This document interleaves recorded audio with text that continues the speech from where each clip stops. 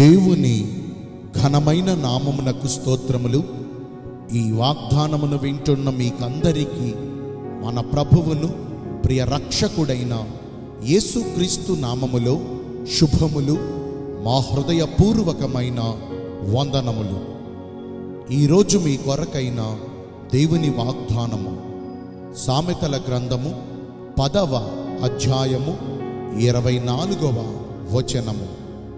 భక్తిహీనుడు దేనికి భయపడునో అదే వాని మీదకు వచ్చును. నీతిమంతులు ఆశించున్నది వారికి దొరుకును. మంచి దేవుడైన యేసయ్య ఈ మంచి వాగ్దానమును నేడు మనందరి జీవితములలో నెరవేర్చునుగాక. ఆమేన్.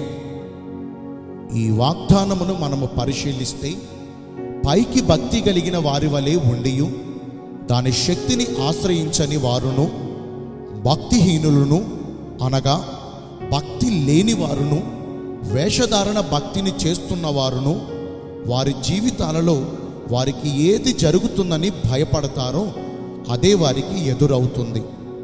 వారిలో ఎంత మాత్రమును భక్తి లేని హేతువు చేత వారి మీదకు ఏదైనా శ్రమ వచ్చినప్పుడు ప్రభువు కూడా అనుమతి ఇస్తారు.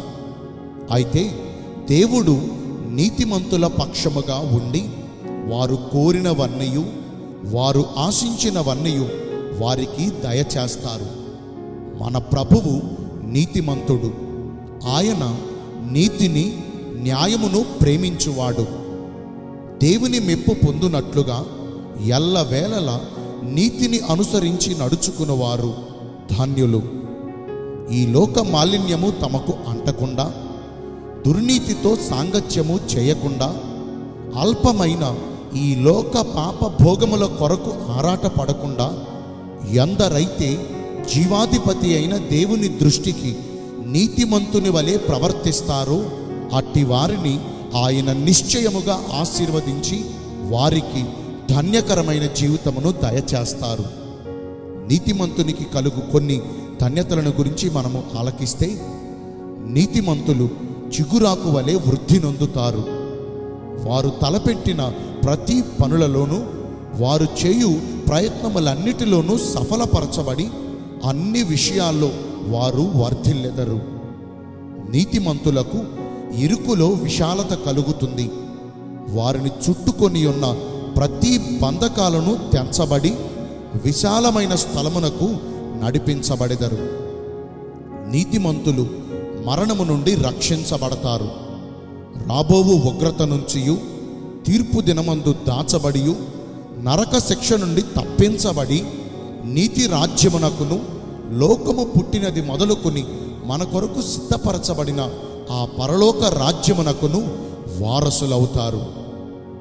మరి ఎవరు దేవుని దృష్టికి నీతిమంతులుగా ఎంచబడతారు? మొదటిగా మన పాపములను మనము ఒప్పుకుని విడిచిపెట్టిన ఎడల ఆయన నమ్మదగిన వాడును, నీతిమంతుడును గనుక మన పాపములను క్షమించి సమస్త దుర్నీతి నుండి మనలను పవిత్రులనుగాను నీతిమంతులనుగాను చేస్తారు.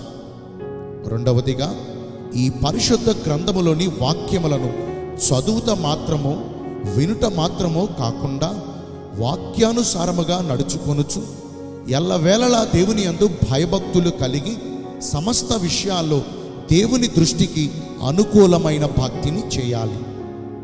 నేను మీ అందరి కోసం ప్రార్థన చేస్తాను. పరిశుద్ధుడును ప్రేమ కలిగిన మా ప్రియ పరలోకపు తండ్రివైన దేవా, మీ కృప కలిగిన ఘనమైన నామమును బట్టి నిండు మనసుతో కోట్ల కొలదిగా మీకు మా కృతజ్ఞతాస్తుతులు, స్తోత్రములు, వందనాలు చెల్లిస్తున్నామయ్యా. నీతిమంతుని మీదకి ఆశీర్వాదములు కలుగుతాయని ఇంతవరకు ఈ వాగ్దానము ద్వారా తెలియజేశారు. వాక్యానుసారముగా నడుచుకుని మీ ఆశీర్వాదములతో నింపబడే కృపను నేడు మాకందరికీ దయచేయండి.